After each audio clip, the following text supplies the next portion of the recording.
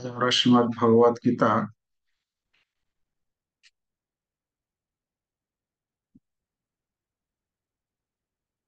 পঞ্চম অধ্যায়ের কর্মসন্ন্যাস যোগের শ্লোক সংখ্যা 19 অধ্যয়ন করব। ধারাবাহিক অধ্যয়নে এই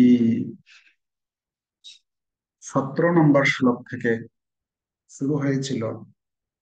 17, 18, 17 থেকে 26 নম্বর শ্লোক পর্যন্ত এর টপিক হচ্ছে যে জ্ঞানপ্রাপ্ত মুক্ত কর্মযোগীর বৈশিষ্ট্য।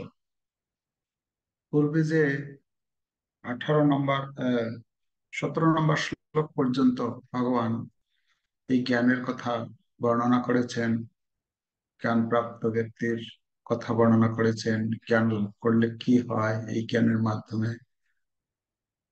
কি কি রকম তার কার্যাবলী। এখানে 17 নম্বর শ্লোক থেকে 26 নম্বর শ্লোক পর্যন্ত সেই জ্ঞান প্রাপ্ত হয়েছেন, যে জ্ঞান প্রাপ্ত হয়েছেন সেই মুক্ত কর্মযোগীর বৈশিষ্ট্য কি সেই সম্বন্ধে 17 নম্বর শ্লোক থেকে 26 নম্বর শ্লোকে বর্ণনা করা হচ্ছে। তার মধ্যে 18 নম্বর শ্লোক থেকে 22 নম্বর শ্লোক পর্যন্ত আত্মতত্ত্ব মহাত্মার দর্শন, তিনি কিভাবে দর্শন করেন সে কথা বর্ণনা করা হচ্ছে। আহ আজকের যে শ্লোক 19 নম্বর শ্লোক, এই 19 নম্বর শ্লোকে বর্ণনা করা হচ্ছে যে বিষয়ের প্রতি এমন আত্মতত্ত্ব ব্যক্তির কোনো আকাঙ্ক্ষা কিংবা দ্বেষ না থাকায় তিনি ভগবানের মতোই নির্দোষ ও নিরপেক্ষ হন। ঠিক আছে, আমরা শ্লোক উচ্চারণ করি আগে, তারপর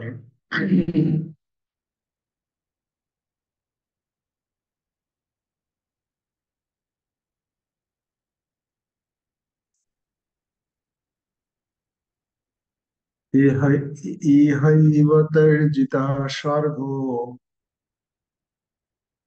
येषां साम्ये स्थितं मनः निर्दोषं हि समं ब्रह्म तस्मात् ब्रह्मणि ते स्थिताः। এই শ্লোকের অনুবাদ: যাদের মন সাম্যে স্থিত হয়েছে তারা ইহলোকেই জন্ম ও মৃত্যুর সংসার জয় করেছেন।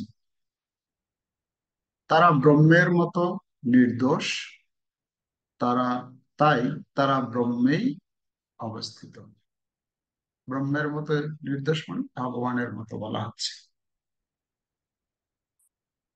এই শ্লোকে মনের যে সাম্য স্থিতির কথা বলা হয়েছে তা আত্ম উপলব্ধির লক্ষণ। যারা এই স্থিতি প্রাপ্ত হয়েছেন তারা জড়বন্ধন, বিশেষ করে জন্ম মৃত্যুর বন্ধন থেকে মুক্ত হয়েছেন বলে বুঝতে হবে। যতক্ষণ জীব তার দেহটিকে তার স্বরূপ বলে মনে করে ততক্ষণ তাকে জড়জগতের বন্ধনে আবদ্ধ বলে বিবেচনা করা হয়ে থাকে। কিন্তু আত্ম উপলব্ধির ফলে যখন সে সাম্যের স্তরে উন্নীত হয় তখন সে জড়বন্ধন থেকে মুক্ত হয়। পক্ষান্তরে তখন আর তাকে এই জড় জগতে জন্মগ্রহণ করতে হয় না। দেহত্যাগ করার পর সে ভগবানের ধামে প্রবিষ্ট হয়। রাগ ও দ্বেষ থেকে মুক্ত হওয়ার ফলে ভগবান সম্পূর্ণ নির্দোষ। তেমনি জীবও যখন রাগ ও দ্বেষ থেকে মুক্ত হয় তখন সেও নির্দোষ হয় এবং ভগবত ধামে প্রবেশ করার যোগ্যতা লাভ করে। এই ধরনের মানুষদের জীবন মুক্ত বলে বিবেচনা করা হয়ে থাকে, এবং তাদের লক্ষণ পরবর্তী শ্লোকে বর্ণনা করা হয়েছে।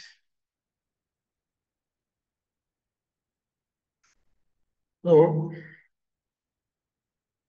19 নম্বর শ্লোক থেকে 19, 20, 21 এই তিনটি শ্লোকে পরপর বর্ণনা করা হচ্ছে যারা এই আত্মতত্ত্বজ্ঞ ব্যক্তি, এই স্তর যারা উপনীত হয়েছেন তাদের দর্শন কি, তারা কিভাবে দেখেন।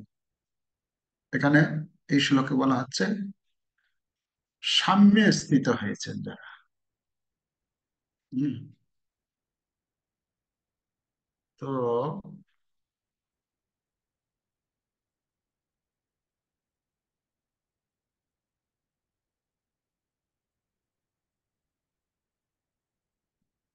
সাম্যে শব্দের অর্থ কি দিয়েছেন শিল প্রভুপাদ? সাম্য মানে হচ্ছে সমভাব, যেটি 18 নম্বর শ্লোকে ভগবান বর্ণনা করেছেন যে তিনি কিভাবে দর্শন করেন। ব্রাহ্মণ, গাভী, হাতি, কুকুর এবং চণ্ডাল, সবাইকে তিনি কি সমভাবে দর্শন করেন। এখন প্রশ্ন হচ্ছে যে সমভাবে দর্শন করেন যে ব্যক্তি, তার কি হয়, তার লাভ কি? তো এই শ্লোকে বলছেন যিনি এভাবে সমদর্শন করেন তিনি ব্রহ্মে স্থিত, সমম ব্রহ্ম তস্মাৎ ব্রহ্মণি তে অবস্থিত। তো তিনি নির্দোষ, কারো প্রতি দোষ দর্শন করেন না। ঠিক আছে, কারো প্রতি দোষ দর্শন করেন না। যেহেতু তিনি দোষ দর্শন করেন না, তো এই জগতে থেকেও তিনি জীবন মুক্তের মতো এই জগতের আহ লক্ষণ কি, এই জগতে যারা বদ্ধজীব রয়েছে, এই বদ্ধজীবের বিশেষ একটা বৈশিষ্ট্য হচ্ছে সে সর্বদাই ভালো মন্দ এই দ্বন্দ্বের মধ্যে জীবন অতিবাহিত করে। মানে কোনো কিছু বস্তুতে দোষ দর্শন, কোনো কিছু বস্তুতে গুণ দর্শন, এটা ভালো, এটা মন্দ, প্রতি মুহূর্তে এই দ্বন্দ্বের মধ্যে জীবন অতিবাহিত করে। সেই সেই দ্বন্দ্ব যখন মিটে যায়, সমভাব আসে, ভালোটাও ভালো, মন্দটাও ভালো। যারা এই জগতের কোনো কিছু বস্তুর প্রতি, কোনো কিছু বিষয়ের প্রতি কোনোটাতে আসক্ত হয়ে পড়ে না, আর কোনোটাকে আহ দেশ করে না। ঠিক আছে, তো এটা হচ্ছে সমভাব। এরকম একজন সমভাব সম্পন্ন ব্যক্তি সে এই জগতে থাকলেও সে বৈকুণ্ঠ জগতের ব্যক্তির মতোই জীবনযাপন করে। বৈকুণ্ঠ জগতে কি? বৈকুণ্ঠ জগৎ হচ্ছে বৈকুণ্ঠ, যেখানে কোনো কুণ্ঠা নেই, যেখানে কোনো আমার আর পর এই বিচার নেই। এই বস্তুটা হচ্ছে আমার, এই ব্যক্তি হচ্ছে আমার, তাই তার সঙ্গে আমার ঘনিষ্ঠতা, তাকে আমার ভালো লাগে। আর ওই ব্যক্তিটি হচ্ছে পর, ওই বস্তুটি হচ্ছে আমার ভালো লাগে না, অতএব সেটা থেকে আমি দূরে থাকবো। এই বস্তুটা আমাকে দুঃখ দেয়, ওই বস্তুটা আমাকে আনন্দ দেয়, সেটা বৈকুণ্ঠ জগতে নেই। বিকুণ্ঠ, যেখানে কোনো কুণ্ঠা নেই, যেখানে কোনো দুঃখ নেই, যেখানে কোনো আহ অ্যাংজাইটি নেই, তো সেটা হচ্ছে সেই জগতের লক্ষণ।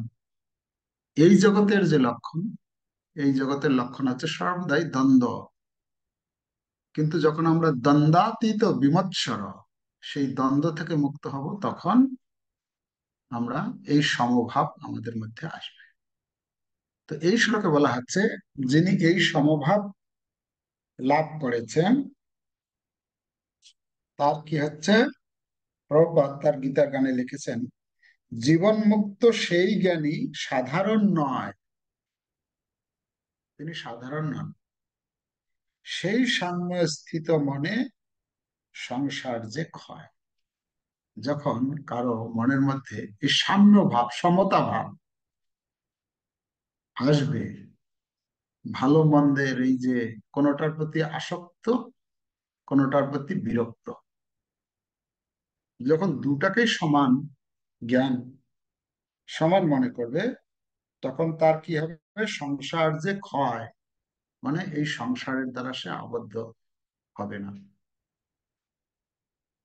এই শ্লোকে বলা হচ্ছে এই সংসারে থেকেও সে হচ্ছে নির্দোষ, সে সংসারের মধ্যে থাকলেও সংসারের দোষ তাকে দূষিত করতে পারবে না। ঠিক আছে, এটা প্রভুপাদ লিখেছেন। তারপরে, সমতা নির্দেশ ব্রহ্ম, তাহে ব্রহ্ম স্থিতি, ব্রহ্মজ্ঞানী যেই তার সেই হয় নীতি রীতি।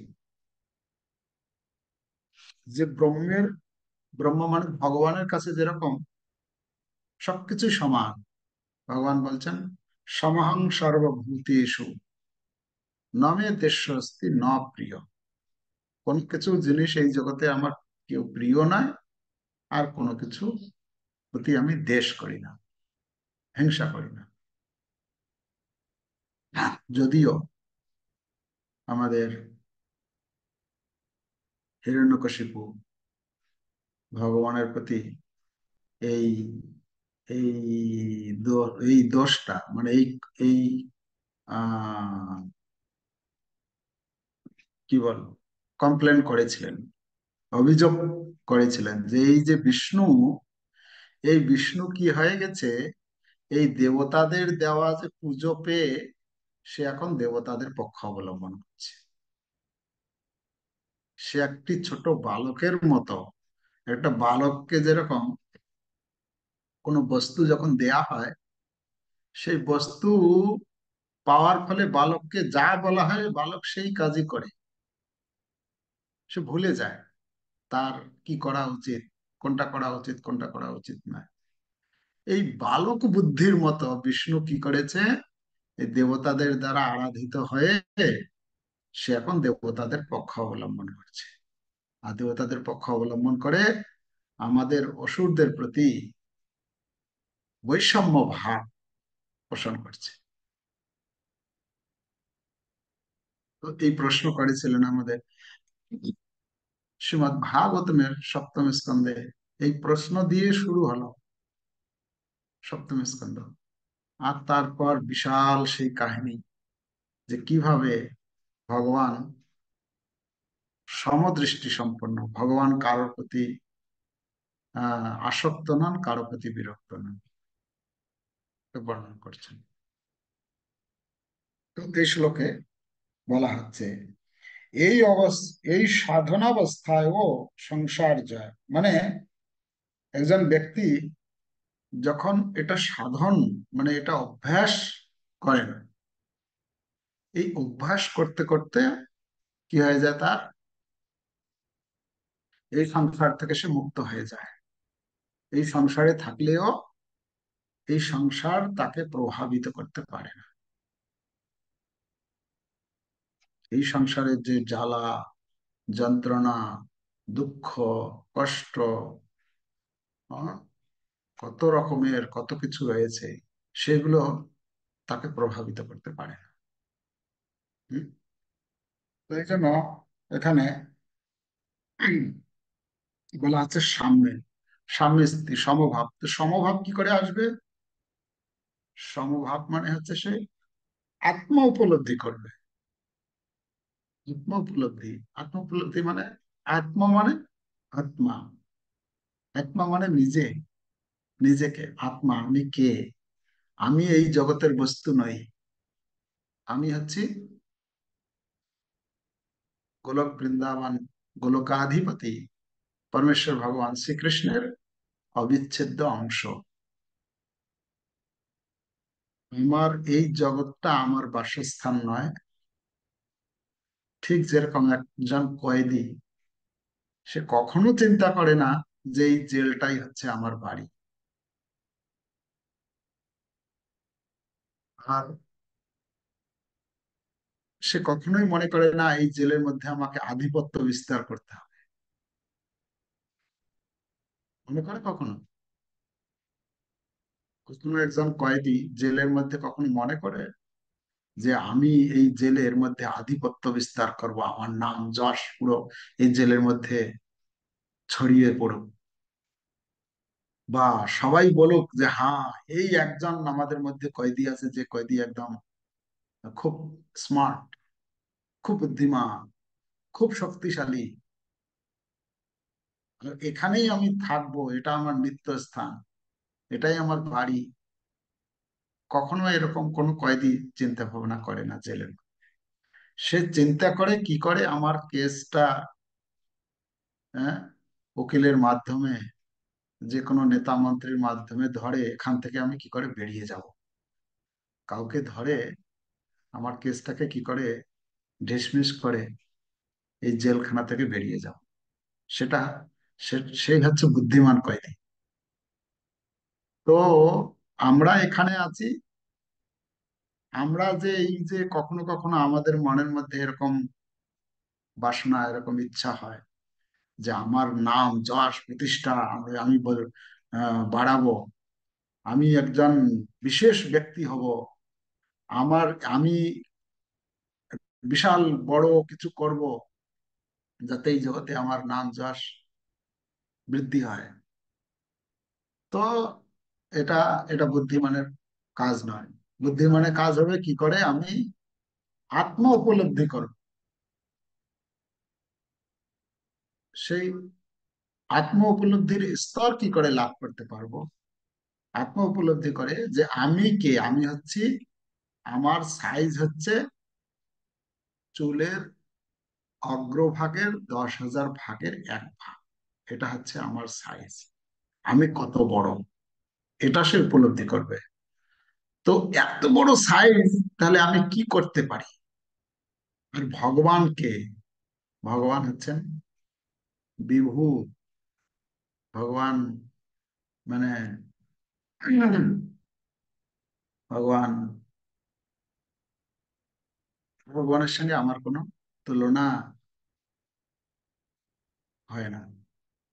তো সেই কথা এখানে, এই সমভাব তখনই আসবে যখন আমি আত্ম উপলব্ধি করব। আত্ম উপলব্ধি, আমি কে, ভগবান কে, এই জগৎ কি। তো এই তিনটে যখন পরিচয় হয়ে যাবে, তখন আমি তার সঙ্গে কি ব্যবহার করব, তখন আমি স্বাভাবিকভাবেই আমার আধিপত্য বিস্তার করার জন্য চেষ্টা করব না। এই জড়া প্রকৃতির উপর, কার উপর আধিপত্য বিস্তার করি আমরা? এই জড়া প্রকৃতির উপর আধিপত্য বিস্তার করার চেষ্টা। ঠিক আছে? তো তাই এখানে বলা আছে সমভাব। সমভাব কথার অর্থ, সমভাব মানে এই নয় যে সবাইকে সমানভাবে দেখব। সমভাব মানে হচ্ছে প্রত্যেকটি, আগের শ্লোকে যে বর্ণনা করা হচ্ছে যে আহ, এই কয়েকজনের কথা বলেছে, সেখানে একজন জীব কিভাবে দর্শন করে, একটা কুকুর, একটা বিড়াল, একটা হম পাঁচ, 5 জনের কথা বলেছেন: ব্রাহ্মণ, গাভী, হাতি, কুকুর এবং কুকুর ভোজী চণ্ডাল। তাদেরকে কি করে দর্শন করে? সবাইকে সমান দর্শন করবে, সবাই সমান। যেটা আমাদের বর্তমান চলছে, যে সমান অধিকার, হ্যাঁ, আহ, কোনো জাতি ভেদাভেদ থাকবে না, কোনো স্ত্রী পুরুষ ভেদাভেদ থাকবে না, সব সমান, সমান অধিকার চাই আমরা। এই যে সমান অধিকার, শাস্ত্রে কিন্তু এই সমান চোখে দেখা মানে এটা বলেনি। সমান চোখে দেখা মানে এখানে যে বলছেন, একটা হাতি, একটা কুকুর, একটা চন্ডাল, সবাইকে সমান দেখতে হবে। সবাইকে সমান মানে কি? সবাইকে সমান মানে এটা এটা ঘটনা মনে পড়ে। এক আহ, এক বাড়িতে, মানে মেয়ের বিয়ে হবে। তো মেয়ের বিয়ের আগে মা শিখিয়েছে, দেখো, আহ, তার মেয়েকে শেখাচ্ছে, তুমি শ্বশুর বাড়িতে যাবে, শ্বশুর বাড়িতে যখন যাবে সবাইকে সম্মান করবে, সবাইকে সমান চোখে দেখবে, কারোর প্রতি শত্রু ভাব, কারোর প্রতি মিত্র ভাব এরকম করবে না, সকলের সঙ্গে সমান ব্যবহার করবে ইত্যাদি মা খুব ভালো করে শিখিয়ে তার পতির বাড়িতে পাঠিয়েছে। আর এই মেয়ে যখন গিয়েছে শ্বশুর বাড়িতে, শ্বশুর বাড়িতে গিয়ে মা বলে দিয়েছে, শিখিয়ে দিয়েছে সকলের সঙ্গে সমান ব্যবহার করতে হবে। তো সেই সকলের সঙ্গে, শাশুড়ির সঙ্গে যেরকম ব্যবহার করে, তার দেওরের সঙ্গে যেরকম ব্যবহার করে, তার আহ, কি বলে, ভাসুরের সঙ্গে যেরকম ব্যবহার করে, তার পতির সঙ্গে যেরকম, একই রকম সবার সঙ্গে ব্যবহার করছে। তখন এই শাশুড়ি মা আর শ্বশুর মশাই দেখছে, আরে এই এই মেয়েটা কিরকম, মানে বৌমা, এ কিরকম সকলের সঙ্গে সমান এরকম, মানে একই রকম ব্যবহার করছে, মানে এটা একটা, একটা পতির সঙ্গে তার সঙ্গে ব্যবহার আলাদা হবে, তার শাশুড়ির সঙ্গে তার সেরকম মর্যাদা আলাদা হবে, দেওরের সঙ্গে তার সঙ্গে সেরকম আলাদা হবে তার। এই তো দেখছি, মানে মানে সে কোনো কিছু নিয়ম কানুন কিছু জানে না, একদম বিশাল অসন্তুষ্ট। অসন্তুষ্ট হয়ে ফোন করেছে। কোথায়? ওই মেয়ের বাপের বাড়িতে। মেয়ের বাপের বাড়িতে ফোন করে বলছে যে ইমিডিয়েট আপনি আসুন, আপনার মেয়েকে আপনি নিয়ে চলে যান, আমরা এরকম বৌমা চাই না। মানে তার ব্যবহার জ্ঞান নেই, যে কাকে কি, কার সঙ্গে কিরকম ব্যবহার করতে হবে, কার সঙ্গে কিরকম কথা বলতে হবে, কার সঙ্গে কিরকম চলতে হবে। আপনি আপনি ইমিডিয়েট আসুন, আপনার মেয়েকে আপনি আপনার ঘরে নিয়ে যান। তখন অবাক ব্যাপার, শাশুড়ি মা তো অবাক, আমি তো কি বলে, সেই মেয়ের মা চিন্তা করছে, আরে আমি তোকে কত সুন্দর পড়িয়ে, কত সুন্দর শিখিয়ে পাঠালাম, আর পরেও ওখানে গিয়ে কি এরকম ঘটনা ঘটালো, যে একদম পুরো এমার্জেন্সি কল চলে আসলো যে এক্ষুনি এসে নিয়ে যান আপনার মেয়েকে। তো তখন এসেছে, এসে কি হয়েছে বসেছে, আলোচনা করছেন যে না, আপনার মেয়ে এই ব্যবহার জানে না, কার সঙ্গে কিরকম ব্যবহার করতে হয়। হ্যাঁ, তো এইরকম বৌমা আমরা আশা করিনি। আমরা শুনেছিলাম আপনার মেয়ে খুব সুন্দর হবে, আপনাদের পরিবার কত সুন্দর, হ্যাঁ, শুনেছি লোকমুখে, কিন্তু আপনার আপনার মেয়ে যে এরকম হবে আমরা এটা আশা করিনি, অতএব আপনি নিয়ে চলে যান।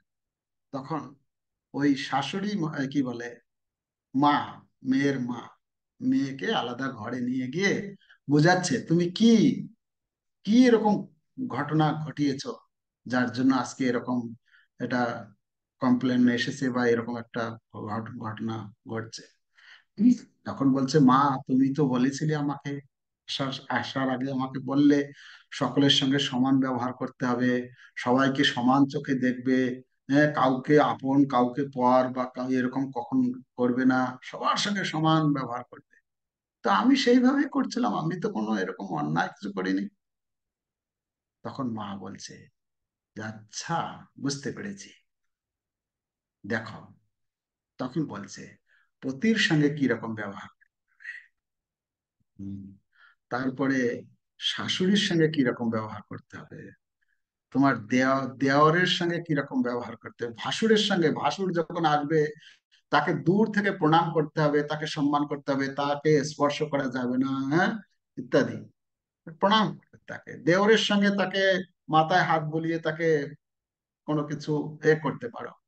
হ্যাঁ, পতির সঙ্গে সেরকম আলাদা হবে, শাশুড়ির সঙ্গে আলাদা, তখন একটা একটা করে। ও তখন মেয়ে বলছে, তুমি বলবে তো সমান আচরণ, তুমি তো বললে আমাকে সমান ভাবে থাকতে হবে, তাই আমি সমান সবার সঙ্গে করছিলাম। এত কিছু যে ভেদ আছে এগুলো তো আমি জানতাম। হ্যাঁ, তারপরে তাকে বুঝিয়ে বুঝিয়ে। তো যদি এই সমান অধিকার যদি আমরা এরকম ভাবে চিন্তা করি, সমান অধিকার হলে কি হবে, এইরকম গন্ডগোল শুরু হয়ে যাবে। তো এখানে যে বলা হচ্ছে সমান, ব্রাহ্মণ, গাভী, হাতি, চন্ডাল, সবাই, কুকুর, সবাইকে সমান চোখে দেখতে হবে। সবাইকে সমান চোখে দেখা মানে কি, সবাইকে আমরা সমান চোখে, একটা ব্রাহ্মণকে যেরকম আমরা ঘরে ডেকে পুরো সুন্দর করে বসিয়ে খাওয়াই, একটা কুকুরকে কি সেই রকম করবো? হ্যাঁ। তো এখানে সমান মানে কি, সমান মানে একটা কুকুরকে ডেকে বসিয়ে সুন্দর করে তাকে প্লেটে খেতে দেবো। আবার সব থেকে দামি প্লেটটায় ব্রাহ্মণকে অতিথি হিসেবে যেরকম আমরা দামি সোনার প্লেট, হ্যাঁ, তাকে উম, উম, সুন্দর করে খাওয়ানো হবে, সেরকম খাওয়াবো না নিশ্চয়। তো যাকে যেরকম, এখানে তিনটে গুণের কথা বলা হচ্ছে, তিনটে গুণ, সত্ত্বগুণ, রজগুণ, তমগুণ। ব্রাহ্মণ এবং গাভী হচ্ছে সত্ত্বগুণের,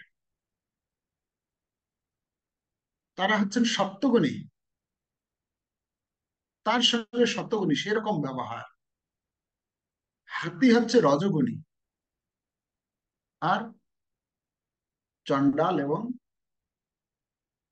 কুকুর তারা হচ্ছেন তমগুণী। তো একজন ব্যক্তি সে চিন্তা করবে যে এই যে তিনটি ক্যাটাগরি, এই যে পাঁচজনের কথা বলা আছে, তিনটে ক্যাটাগরির মধ্যে, তিনটে গুণের মধ্যে, সে গুণ কর্ম অনুসারে, সে গুণোচিত কর্ম অনুসারে সে এই শরীর প্রাপ্ত হয়েছে। এ বিচার বিচার করে তাহলে সেরকম।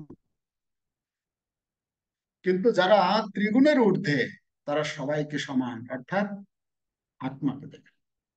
তো আমাদের গুলিয়ে ফেললে হবে না, আমাদেরকে সমব্যবহার মানে আমাদেরকে জানতে হবে শাস্ত্র থেকে, সাধুগুরু বৈষ্ণবের কাছে জানতে হবে, তবে আমরা সমব্যবহার করতে পারবো। না হলে সমব্যবহারের নামে, সমান অধিকারের নামে আমরা একজনকে বিপদে ফেলবো, আর একজনের মান হানি হবে। এটা এটা ঠিক না।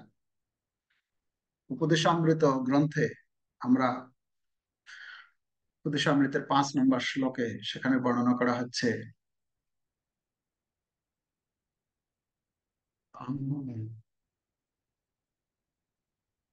কৃষ্ণেতি যস্য তন্দ্রি মনসাদ্রিয়ে দীক্ষাস্তি চেত প্রণত ভীষ্ম ভজন্তমীশম। তো সেখানে ক্যাটাগরি ভাগ করে দিয়েছে, কার সঙ্গে কি রকম আমাদের ভক্তের বা ভক্তির ব্যাপারেও আমাদের কার সঙ্গে কি রকম ব্যবহার করতে হবে। যে কৃষ্ণেতি যস্য গিরি, গিরি মানে হচ্ছে পানি, যিনি কৃষ্ণের নাম করেন, তাকে কি করতে হবে, মনে মনে আদর করতে হবে, তাকে মনে মনে আদর। কৃষ্ণেতি যস্য গিরি তম মনসাদ্রিয়, মনের দ্বারা তাকে আদর করতে হবে। যারা কৃষ্ণ নাম করেন তাদেরকে মনে মনে আদর। তারপরে দীক্ষাস্তি চেত প্রণতিভিশ্চ, যারা যারা নাম করছেন এবং দীক্ষা গ্রহণ করেছেন, দীক্ষা গ্রহণ করে গুরুর নির্দেশে তার জীবন যাপন করছেন, কৃষ্ণ সেবায় যুক্ত হয়েছেন, তাকে প্রণতি ভীষ্ম, তাকে প্রণাম করুন। দীক্ষাস্তি চেত প্রণতি ভীষ্ম ভজন্তম ঈশম, ভজন্তম ঈশম মানে ঈশম মানে আছে ভগবানের, ঈশ্বর, ভগবানের ভজনা করছেন যারা, নিন্দাদি শূন্যম হৃদমিপ্সিত সঙ্গলব্ধা।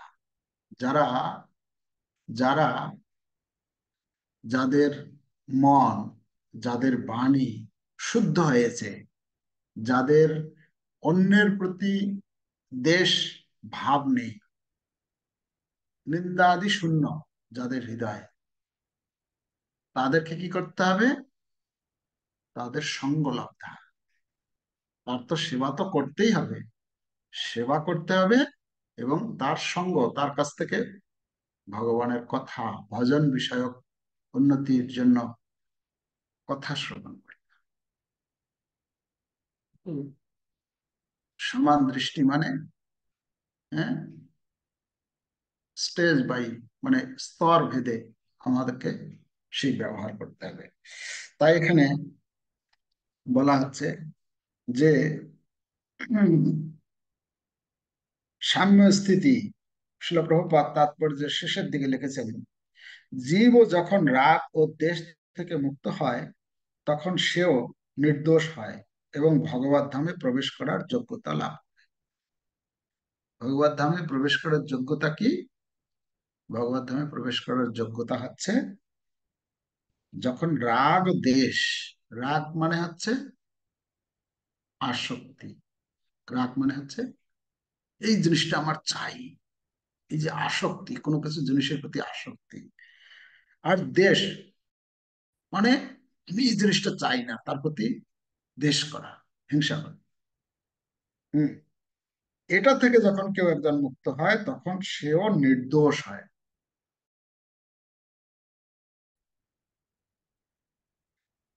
এই সেই নির্দোষ অবস্থাটাই হচ্ছে কি ভগবত ধামে যাওয়ার জন্য। এখন এক কথায় এখানে বলা হচ্ছে, আমি যদি ভগবত ধামে যেতে চাই, যোগ্যতাটা কি হবে?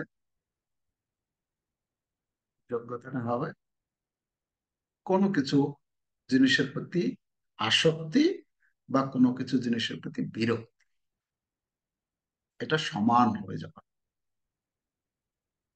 তখন আমি নির্দোষ হব। এই সংসারের মধ্যে থাকলেও তার সংসার বন্ধন কাহা তার, হম, এই সংসারের মধ্যে যেহেতু তার ভেদ ভাব থাকবে না, হবে না। তারপরে শিল প্রপাত বলছেন এই ধরনের লোকেরা জীবন মুক্ত। কেন? তারা হচ্ছেন জীবন মুক্ত। তারা হচ্ছে ইহার যস্য হরের দাস্যে কর্মণা মনসা গিরা নিখিলেশু অপি অবস্থাসু জীবন মুক্ত সাউচ্যতে। ভক্তির সামৃত সিন্ধু গ্রন্থে শিলারূপ গোস্বামীপাদ লিখেছেন যে ইহার যস্য হরের দাস, হরে মানে ভগবানের, দাসতা মানে তার ভজনায়, কর্মণা মনসা গিরা, কর্মণা মানে কর্মের দ্বারা, কর্মণা মনসা মানে মনের দ্বারা, গিরা মানে বাক্যের দ্বারা, যারা ভগবানের সেবায় নিজেকে সম্পূর্ণরূপে ব্রতী করেছেন। তো ক্লেশ অপি অবস্থা অবস্থান করলেও জীব, তারা হচ্ছেন জীবন। তো এখানে বলা হয় তাদের পরবর্তী শ্লোকে বর্ণনা করা আছে, পরবর্তী শ্লোকে তাদের লক্ষণ বর্ণনা করা। তো আজকের আলোচনা এই পর্যন্ত। আমরা পাচ্ছি যে এই জগতে যারা নির্দোষ, কিভাবে নির্দোষ হওয়া যাবে? যে সকলের প্রতি সমভাব, সমদৃষ্টি সম্পন্ন। সমদৃষ্টি সম্পন্ন সাম্য কিভাবে অর্জন করব? আত্ম উপলব্ধি করতে হবে। আত্ম উপলব্ধির পন্থা কি? আত্ম উপলব্ধির পন্থা হচ্ছে আমরা এই যে শাস্ত্র অধ্যয়ন করছি, ভগবানের নাম জপ করছি। তো এখানে একটা আমি শ্লোক দেখলাম, শ্লোকটা ভালো লাগলো। এখানে বলছেন জিতম তেনে তিনিশ্চিতম জিহ্বাগ্রে বর্ততে যস্য হরিরিত্যক্ষরম দ্বয়ম। অর্থাৎ যে ব্যক্তির জিহ্বার অগ্রভাগে শ্রীহরির নাম সদা উচ্চারণ হয়, নিশ্চিত রূপে নিশ্চিত রূপে সে শ্রীকৃষ্ণকে পরাজিত করেছেন, মানে ভগবানকে জিত, জিত মানে হচ্ছেন আহ, তাকে জয় করেছেন। তো ভগবানকে জয় করা মানে তো হচ্ছে কি, হম, মানে সবকিছুকেই জয় করা, মানে এই জগতে থাকলেও সংসারকে সে জয় করেছে। তো আমাদেরও লক্ষ্য হচ্ছে সেটাই, আমরা যাতে সুন্দরভাবে এই ভগবানের নাম জপ করি, ভগবানের কথা শ্রবণ করি, ভগবানের আমরা যা কিছু করছি ভগবানকে অর্পণ করি। এভাবে অনুশীলন করতে করতে করতে করতে আমাদের নিজেদেরকে শুদ্ধ করে আমরা ভগবানের প্রিয় হতে পারবো, ভগবানের কাছে ফিরে যেতে পারবো, এই সংসারে যতদিন আছি নির্দোষ হয়ে থাকতে পারবো। ঠিক আছে, সেটাই হচ্ছে আমাদের লক্ষ্য। হরে কৃষ্ণ হরে কৃষ্ণ, কৃষ্ণ কৃষ্ণ হরে হরে, হরে রাম রাম রাম हरे हरे। शिला प्रभुपाद की जय, जगत गुरु शिला प्रभुपाद की जय, समवेत भक्त वृंद की जय, निताय गौर प्रमानंदे हरि।